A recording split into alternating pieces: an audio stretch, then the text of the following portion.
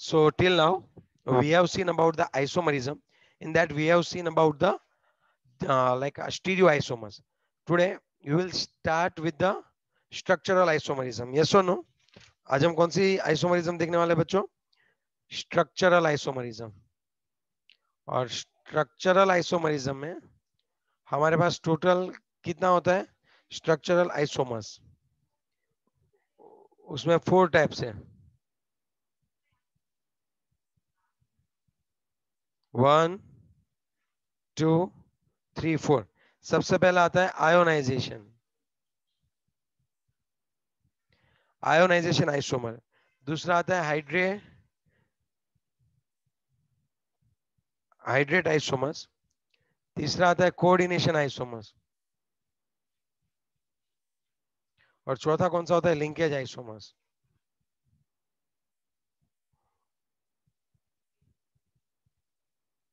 Is it clear? ये चारों की चारों आइसोमरिज्म हम देखने वाले हैं.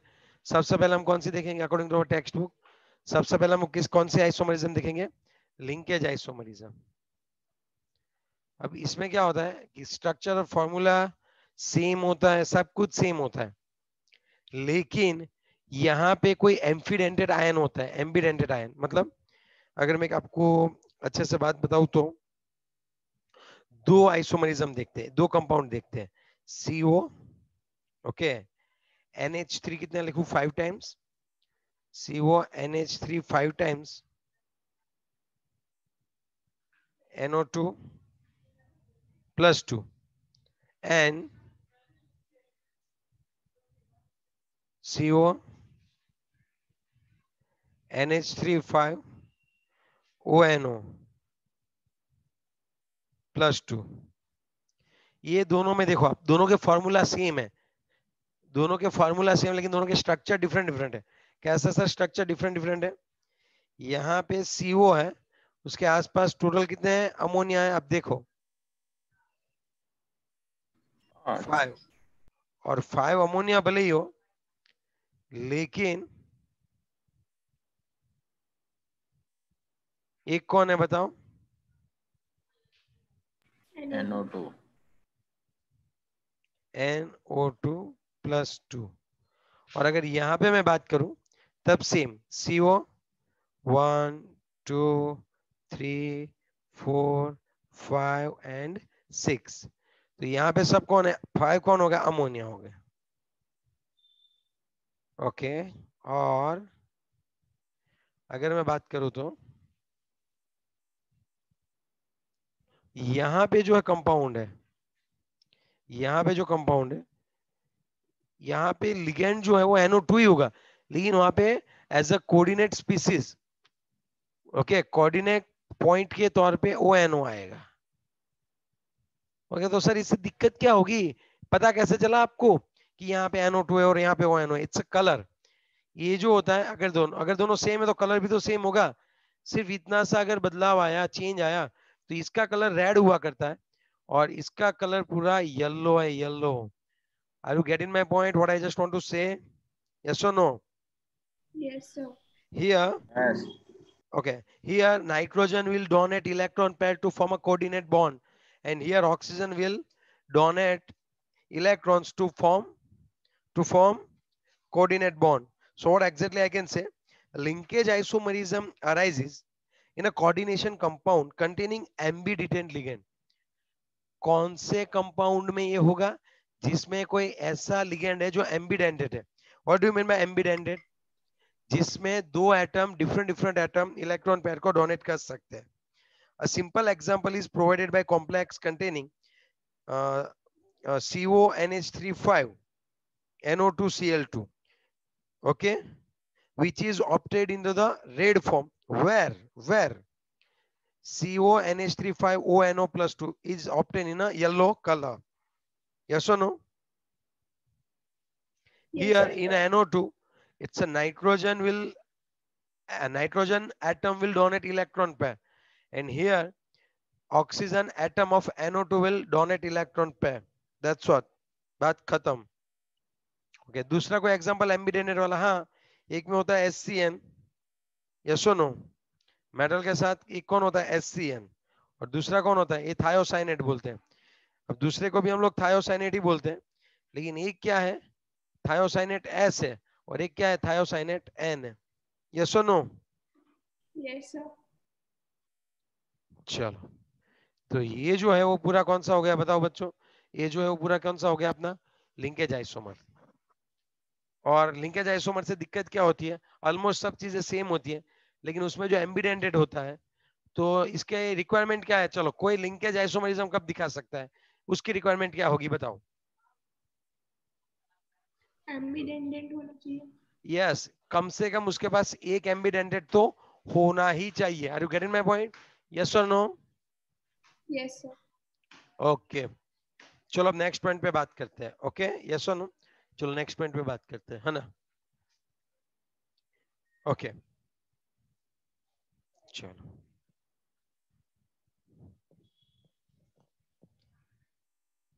दूसरा हम लेते हैं कोऑर्डिनेशन वाली। टेक्स्ट बुक में कोऑर्डिनेशन वाली दे रखी है ना, चलो हम लोग कौन सी देते हैं बताओ बच्चों, कोऑर्डिनेशन वाली ही देते हैं। ओके, चलो are you ready? Yes, sir.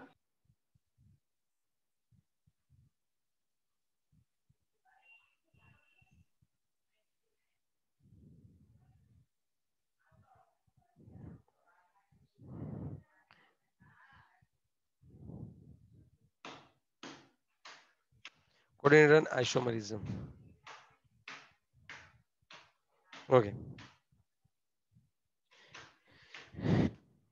अब देखो यहाँ पे है ना, कोऑर्डिनेशन एंटिटी आइसोमरिज्म किस में बोलते हैं, तो मैं आप पहले एग्जांपल सिखा देता हूँ, उसके बाद में आपको सब सिखाता हूँ कि एग्जैक्टली क्या होता है। ठीक है, यहाँ पे एक्सचेंज ऑफ लिगेंड होगा, there is a interchanging of ligands. यहाँ पे लिगेंड जो है वो एक्सचेंज हो गए, कैसे मैं आपको बताऊं तो, चलो ओके। ओके, इसमें पहला देखो,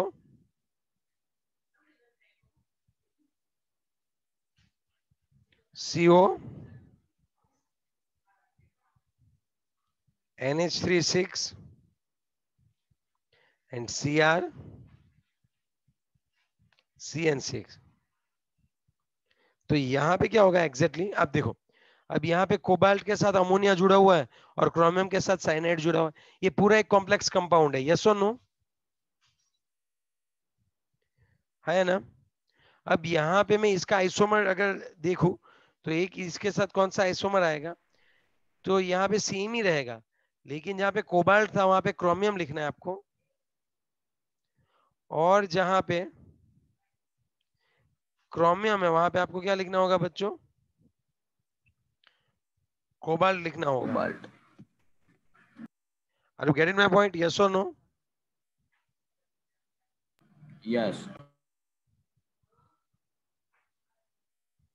नेक्स्ट वन, अगर नेक्स्ट वन देखो तो,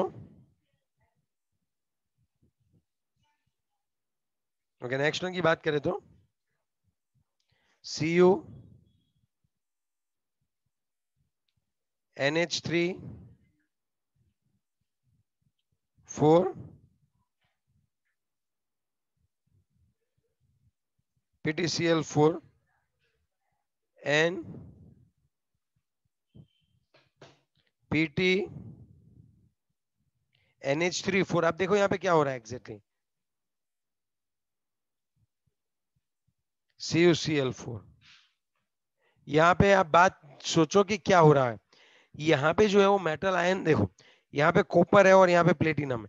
पहले कॉपर के साथ कौन से लिगेंड जुड़ा, कौन से लिगेंड थे, अमोनिया, लेकिन अभी लिगेंड का एक्सचेंज हो गया, कॉपर के साथ अभी कौन है, Cl4 है। Are you getting my point? Yes और नो? Yes, sir. और प्लेटिनम के साथ कौन है, अमोनिया है। Is it clear? Yes, sir. Okay, is it clear? Yes.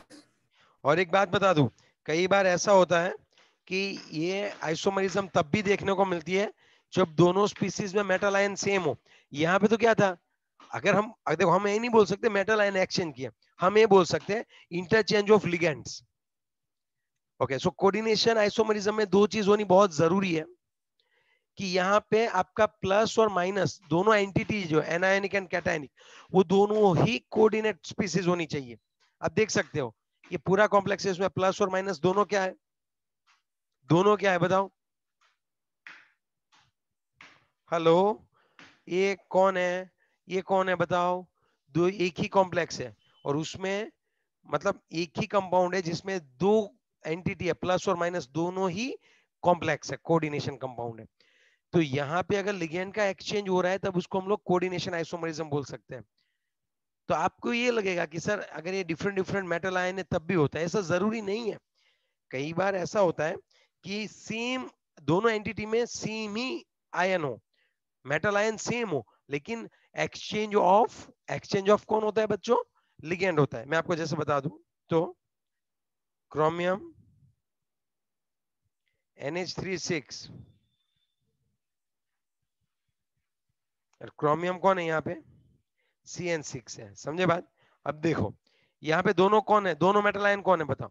ये पूरा एक कंपाउंड है और उसमें दोनों मेटल आयन कौन है, क्रोमियम ही है ना। अब यहाँ पे एक्सचेंज ऑफ लिगेंड, एक काम करो यहां से दो साइनाइड को इधर जाने दो और दो अमोनिया को इधर खींच लो, तो कैसा हो जाएगा अभी इसका आइसोमर, ये किसका आइसोमर हुआ, ये इसका आइसोमर होगा। अब सोचना Cr ammonia 4 CN2 and Cr CN4 ammonia 2।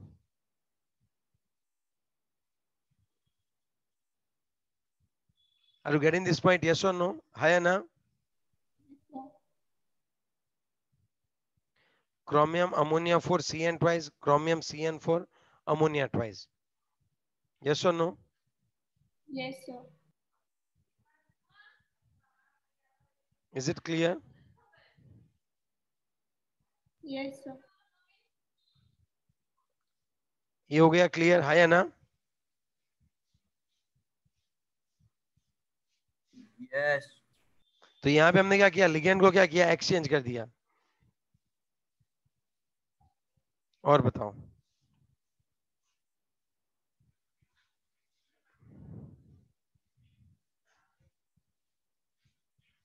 Okay done. Yes, sir. तो ये जरूरी नहीं है कि ये दोनों मेटल आयन डिफरेंट डिफरेंट हो, ये जरूरी नहीं है कि दोनों मेटल आयन कैसे हो बच्चों, डिफरेंट डिफरेंट हो। ओके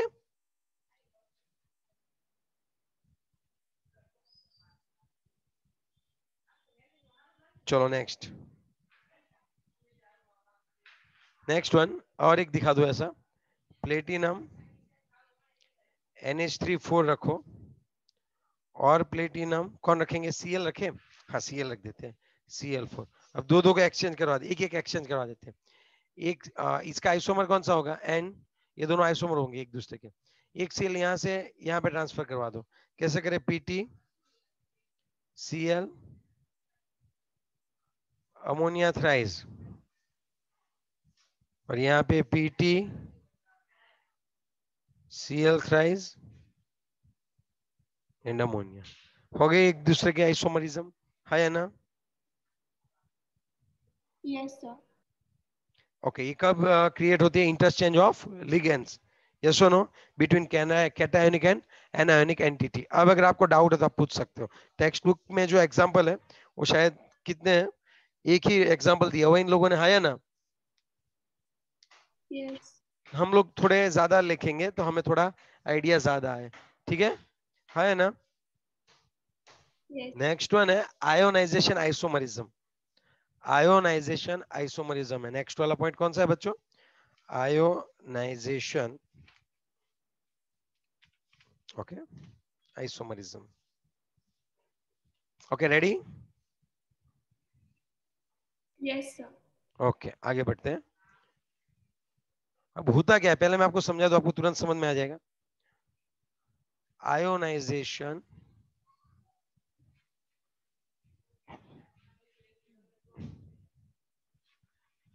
इसमें क्या होता है एग्जैक्टली अगर मैं आपको बताऊं तो, यहां पे जो है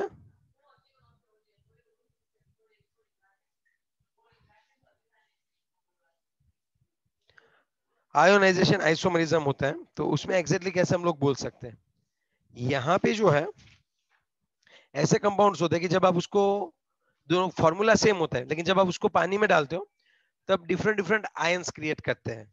सर कैसे, आप अच्छे से समझाओ हमें। ओके, अगर मैं आपको एक बात बताऊं, ये वाला देखो, आपकी टेक्स्ट बुक वाला पहले देखते हैं। CO कोबाल्ट मेटल आयन है, अमोनिया, अमोनिया है, और कौन है, कोबाल्ट, SO4, फिर ammonia 5 and Br, ammonia 5 and Br।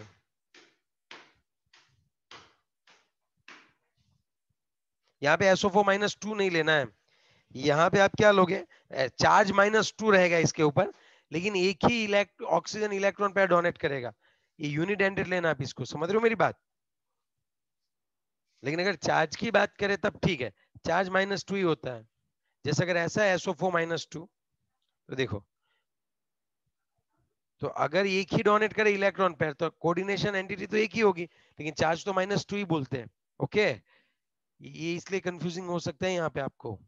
अब देखो, अगर यहाँ पे ऐसा है कोबाल्ट, Br को अंदर ले लेता हूं मैं, अमोनिया 5 ले लेते हैं, और बाहर लेते हैं SO4। ओके सर, ये भी तो कुछ एक्सचेंज ऑफ लिगेंड जैसा ही हुआ। एग्जैक्टली ऐसा ही है, लेकिन क्या है कि यहाँ पे एक्सचेंज किसके बीच में हो रहा है, एक कोऑर्डिनेशन एंटिटी है और एक काउंटर आयन है। तो जब आपका काउंटर आयन अंदर जाएगा तो ये सपोज बाहर आया, अगर आप इसको पानी में डालोगे तो कौन से आयन क्रिएट होंगे बताओ। तो पूरा एक complex sir, CO SO4 NH3 +1 और Br- एक ही आयन क्रिएट होगा। यस और नो, है ना। Yes, sir. जब यहाँ पे क्या होगा, जब इसको हम लोग पानी में डालेंगे तो यहाँ पे जो होने वाला है होगा CO Br NH3 +2 और SO4-2, ऐसा होगा। तो ये दोनों के देखो फॉर्मूला दोनों के सेम है, लेकिन ये दोनों एक दूसरे के आयोनाइजेशन आइसोमर्स है, क्योंकि जब इनको पानी में डालते हैं, ओके, तब ये आयंस डिफरेंट क्रिएट करते हैं। तो कैसे लिख सकते हैं, the compound which have a same molecular formula but give different ions in the solution are called as the ionization isomers. Are you getting my point? Yes or no? Yes, sir. यहाँ पे क्या होता है, आपका जो counter ion होता है, mostly ऐसे आइसोमर में क्या होता है, आपके जो काउंटर आयंस जो होते हैं वो क्या होते हैं, अंदर एंटर हो जाते हैं, और अंदर जो लिगेंड होते हैं वो एज ए काउंटर आ जाते हैं। तभी तो डिफरेंट डिफरेंट मिलेंगे ना, है ना। Yes, sir. और जब आप ये लिखो ना, तब सबके नीचे नेम लिखना जरूरी है। ओके सबके नीचे क्या लिखोगे आप, नेम लिखना, क्योंकि 2 मार्क्स में अगर पूछेंगे या 4 मार्क्स में पूछेंगे कोई भी एक, तो अच्छे से एक्सप्लेन करना है।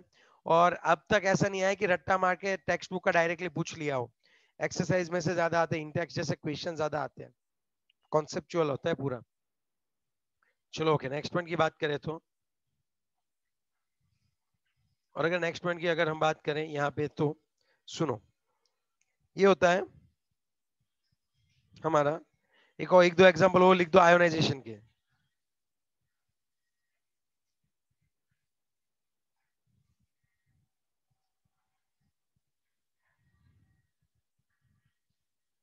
NO2 को अंदर ले लो, Cl को बाहर निकाल लो, एक ही Cl को निकालना, NO2-1 होता है। यहाँ पे एंड लिखू, एंड।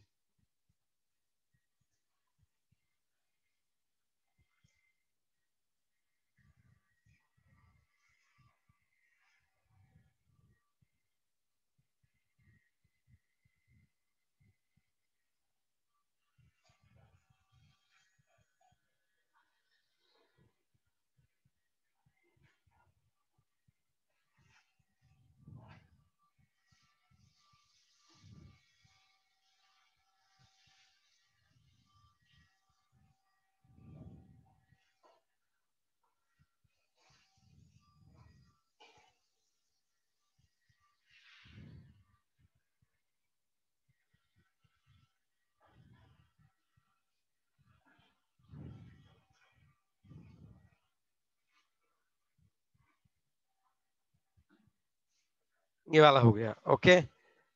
यस और नो, ये तो हमने अभी किया नहीं, Br की जगह SO4 रखा और कुछ नहीं है। और आपको चाहिए एग्जाम्पल खुद भी बना सकते हो, हेलो आप खुद भी बना सकते हो, टेंशन नहीं है। जैसे PTCl2 है और यहाँ पे रखेंगे NH3 4, बाहर रख देता हूं मैं Br2। अब क्या करूं, Br को अंदर ले लूं, Cl2 को बाहर भेज दूं, समझे बात? हेलो, आप खुद से भी बना सकते हो, ऐसा रट्टा मारने नहीं है यहाँ पे। मैंने क्या किया, इस बार Br2 को अंदर ले लिया, Cl2 को बाहर रख दिया, बात खत्म। आ रही है बात समझ में अभी भी कि नहीं आ रही है? आ रही है सर। और आपको क्या करना है, कोई भी एक आयन बाहर, एक अंदर ले लो एक बाहर ले लो, लेकिन याद रखना दोनों ऐसे रखना कि जैसा आप एक्सचेंज इजीली कर सको, डिफिकल्ट मत रखना। तो किसको बोलते हैं आयोनाइजेशन? आयोनाइजेशन आइसोमर्स किसको बोलते हैं बताओ चलो? कि जिसको पानी में डालते हैं, means compounds having a same molecular formula but they will give different ions into the water. Okay, आगे बढ़े। Yes sir.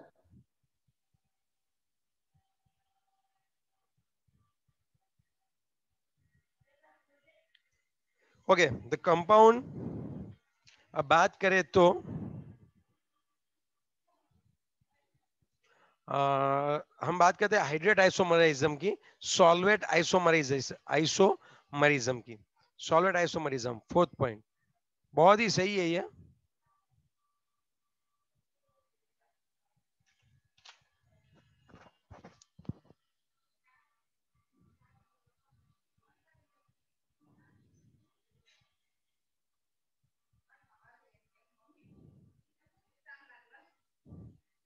Okay, okay, so in solvent isomerism it's a one kind of ionization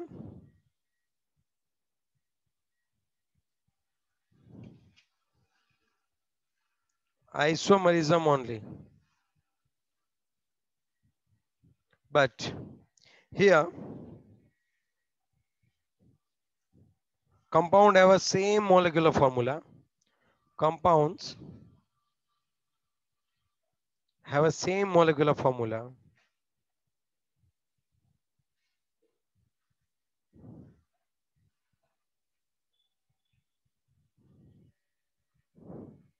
but differ by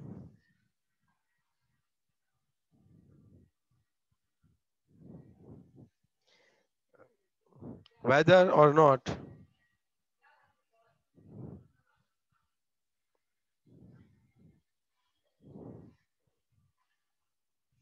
a solvent molecule is directly bonded to metal ion or merely present as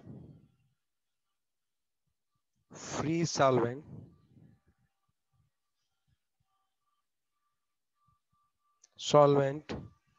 molecules in the crystal are known as, कोई बात नहीं, it's a very easy, are known as solvent isomers.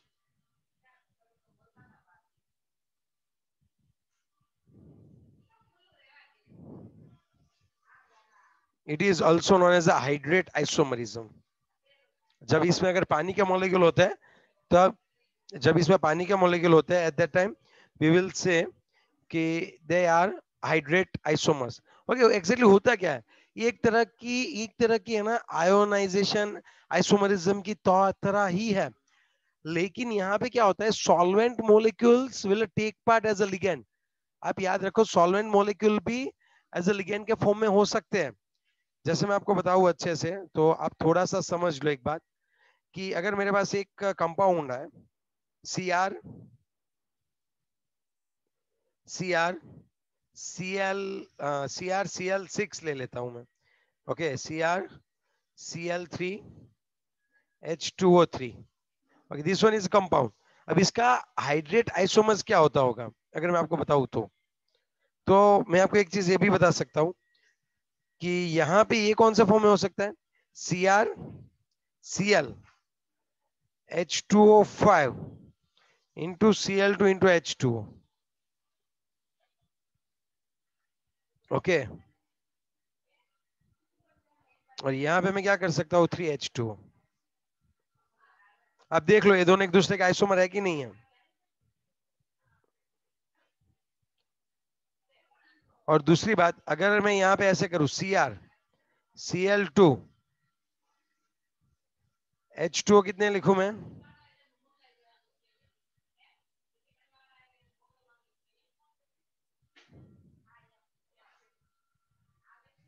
अब समझ रहे हो मेरी बात? अगर नहीं समझ रहे हो तो मैं चाहूंगा कि अलग से सिखाऊं आपको। अगर ऐसा है CrH2O6 Cl3, is it clear? और मैं अगर यहां पे ऐसे लिखूं CrH2O5, एक Cl अंदर रहेगा और Cl